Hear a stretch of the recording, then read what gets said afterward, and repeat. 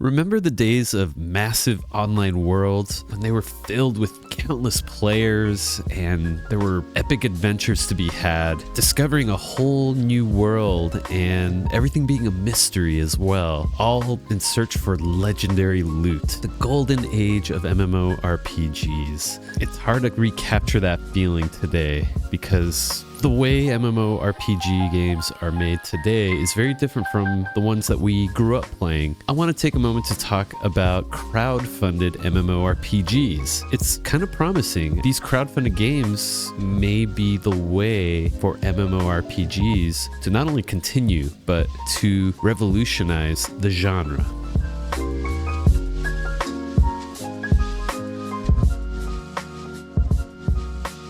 So if you've been paying attention to the gaming industry at all, for the last several years, we've learned that games are extremely expensive to make. And the cost has only continued to climb over the years. Several factors sort of influence the cost. This could be the game genre, the complexity of the game, and the size of the development team. For instance, on one hand, we have a simple mobile game, might cost a few $1,000s, while a complex AAA title could easily exceed hundreds of thousands of dollars. Let's talk about some numbers first. Let's look at a couple of successful MMOs of the past, and we'll do some inflation clown math to get an idea of how much they cost. This is all going to come together to help understand why crowdfunded MMOs are becoming so common. Let's start with the behemoth of MMOs, one that most of you have heard of, World of Warcraft. So, its inspiration,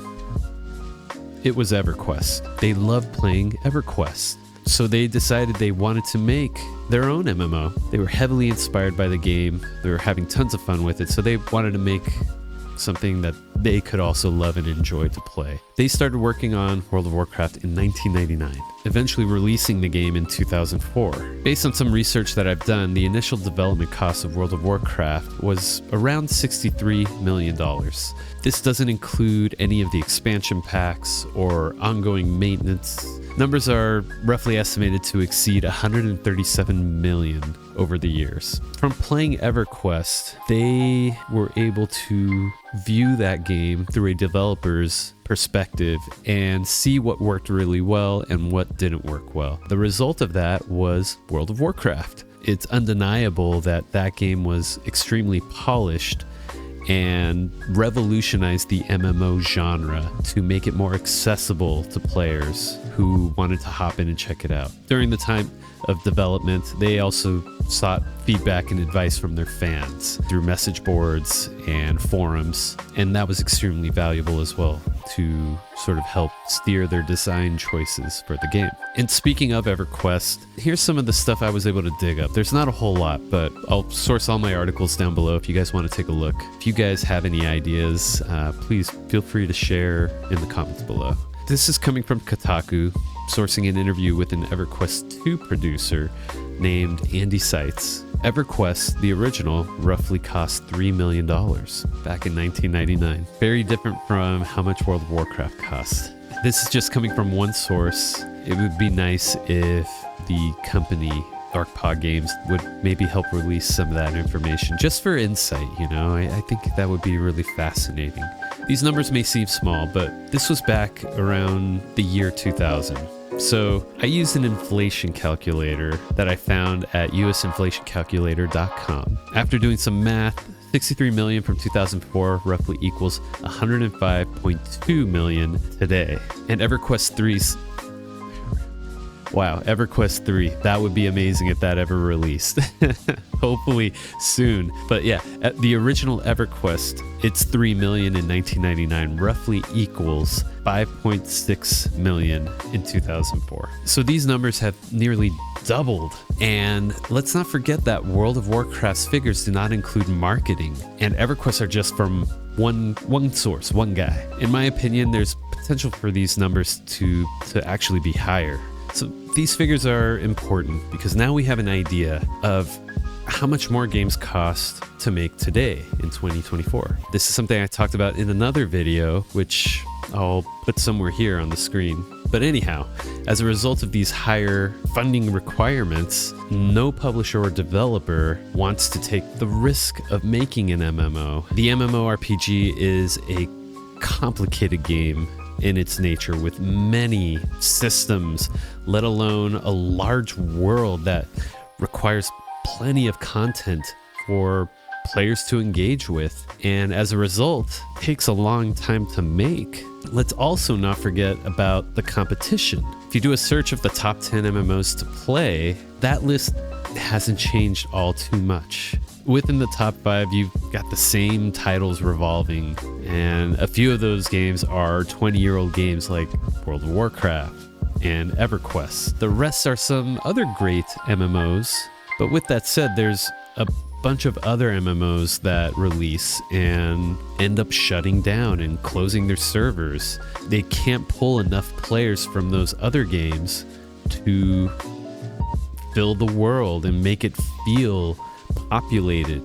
That is one of the major appeals of playing an MMORPG, is seeing other players running around in this virtual world, adventuring. Having those encounters are extremely important.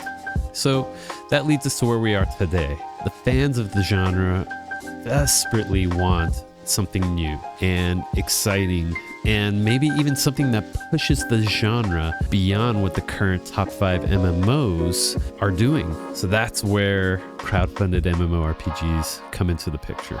Developing a crowdfunded MMO is quite different from the traditional developer-publisher method of the priors. Let's go over some of those challenges. The first one's managing expectations. Crowdfunding platforms often attract passionate fans who have high expectations. Meeting these expectations can be challenging, especially when dealing with a large and diverse community. Balancing development and community input.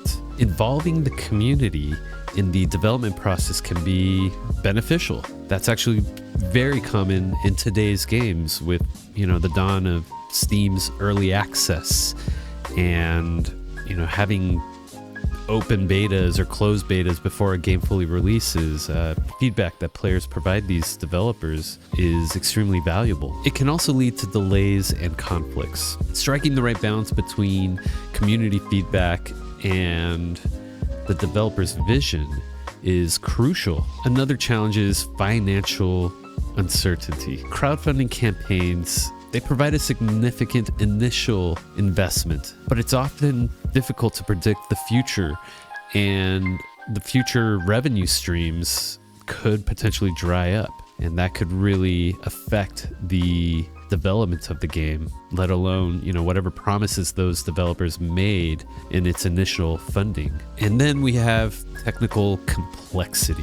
MMORPGs are complex games, and they require significant technical expertise and resources. Developing a successful MMORPG can be a daunting task, especially for smaller teams. Now, those were just a few of the challenges. There's many more, but I think those were some of the more important ones. Let's go over some of the benefits of crowdfunding in MMORPG. First one is direct fan engagement. Crowdfunding allows the developers to directly engage with their fans, and that helps build strong communities. When it comes to MMOs, community is everything. There's also reduced risk. Crowdfunding can help mitigate the financial risk associated with game development. Having initially securing that revenue, that investment in the beginning, can really help a team with covering all the development costs up front. Increased visibility. Successful crowdfunding campaigns can generate tons of buzz and media attention. It's, in a way, marketing as well. It puts your game out there with the understanding that this is an early version of the game. I think most people are usually willing to forgive the presentation if there's any small amounts of alpha sort of vibes. So yeah, that's just a small list of some of the benefits of crowdfunding a game. On that token, let's talk about a successful crowdfunded MMORPG, and that game is Temtem. I've never played Temtem, but I do remember when its crowdfunding campaign went live, and it did look cool. It looked interesting, and it was cute, and had a very appealing style.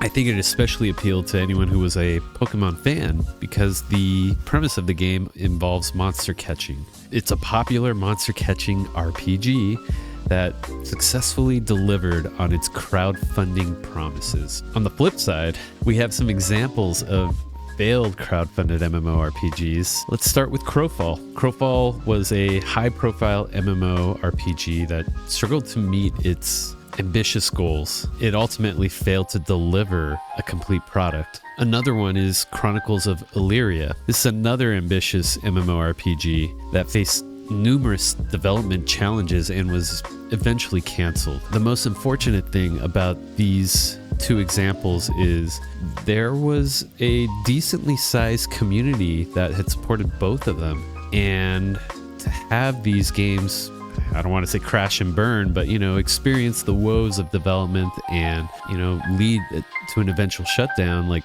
all these players now are just left in the dust after having invested their time and money. That would leave a bad impression on anyone's minds from ever potentially investing in another crowdfunded MMORPG. So what is the future of crowdfunded MMORPGs?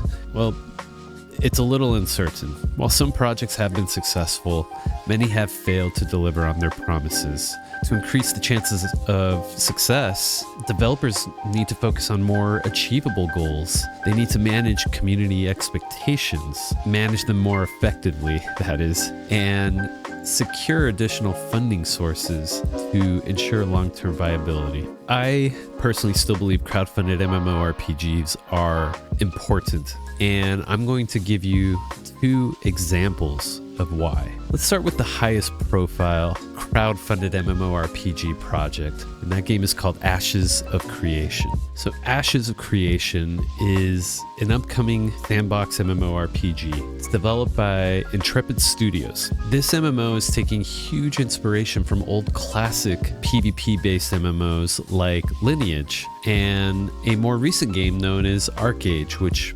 has similar stylings. It was successfully funded through a Kickstarter campaign in 2016, meeting its $750,000 goal in under 12 hours and eventually raising over $3 million. The game is known for its ambitious goals, including a dynamic world that is shaped by the players and their actions. This means that cities can rise and fall. Trade and commerce will require players to lead caravans and protect them. And the overall landscape can change over time. Players can choose from various races and classes and customize their characters. It will also offer a combination of PvE and PvP, but is mostly focused on PvP. While there have been several alpha tests, the full release date of Ashes of Creation has not yet been officially announced. The game has faced various development challenges and delays, but the development team continues to work on it. In their more recent play tests, testers were pleased for the most part with the current state of the game, even with its bugs and unfinished zones. That said, many players were caught off guard when they realized how much more work is left to finish this game. Players are making wild estimates that the game probably has another 10 years of development. Time will tell though. Intrepid Studios has been strategic with their hiring process, and more recently have opened up more job postings, which is a good sign that they're making development move faster. What it may come down to though is its CEO and creative director, Stephen Sheriff, whether he can make his ambitions come to life, or if he will need to scale back to deliver this game within a shorter time frame. I'll have a link to their website in the description below if you're interested in reading more about Ashes of Creation. The other highly anticipated crowdfunded MMORPG, that's a mouthful, this game has already released. It is in Steam's early access. It was released December 13th. Visionary Realms is the team behind it. They have a vision to bring back the lost elements of great MMORPGs like EverQuest to the current generation. Pantheon Rise of the Fallen has been in development since 2014, taking them 10 years to reach their early access release on Steam. It started with a failed Kickstarter, which led the team to independently crowdfund their game by selling pledge packages with various perks. This, as well as some private investors, have helped fund development through the years. The co-creator of EverQuest, known as Brad McQuaid, was the founder of Visionary Realms. Sadly, Brad passed away in November of 2019, but he has left the game in good hands, with the creative director, Chris Perkins, helping complete the vision he set out to create. So development continued to move forward, slow and steady with a couple of bumps along the way, one being a change in art style from realistic to stylized, which arguably looks good, but for many, they think it's a downgrade. Personally, I really like it. I think it looks great. Its biggest bump, though, was revealing an extraction mode called 24/7 that would help fund the development of Pantheon back in October of 2023. This led its community into a frenzy, who didn't want the main game being sidelined for this game mode, resulting in Visionary Realms pivoting within a month of the reveal and admitting that it had damaged player trust. I have to admit that between these two games, I am extremely hyped for Pantheon. I've been keeping tabs on it for the last several years. I was a pledger. By the way, this video is not sponsored by Visionary Realms in any way, but being a pledger allowed me to play the game before its early access and provide some feedback and some bug reports. I can confirm the leveling is slow. It definitely requires you to be social and group up with other players to be able to experience a good amount of the content. This is what captures the magic of EverQuest, all while adding some new mechanics to help elevate the experience. This was the goal that Visionary Realms set out to accomplish, and I will say they did it. It's not about rushing to the end game. It's more about the leveling journey and the social experiences that you have along the way. As for the new mechanics that help spice up the classic formula, to name a couple, climbing adds this whole new way to explore the world. And the climate system, it means you need the appropriate gear to adventure in cold or hot regions, otherwise you die. There are more systems to come as well. I'll have a link to their website down in the description below, as well to their Steam store page, in case if you're interested in reading or potentially playing this game. Thanks for joining me on this exploration of crowdfunded MMORPGs. I wanted to keep it a little short and sweet. There's plenty of other examples I could have used. I could have listed long lists of examples of reasons why they succeed and why they fail. But regardless, it's an exciting time for the genre. I think that these two games represent a bold new future, assuming they succeed, which I really hope they do. So remember to like this video, share it with friends, and subscribe for more great gaming content. Also, consider watching one of these videos right here. Thanks for watching. I'll catch you all in the next one.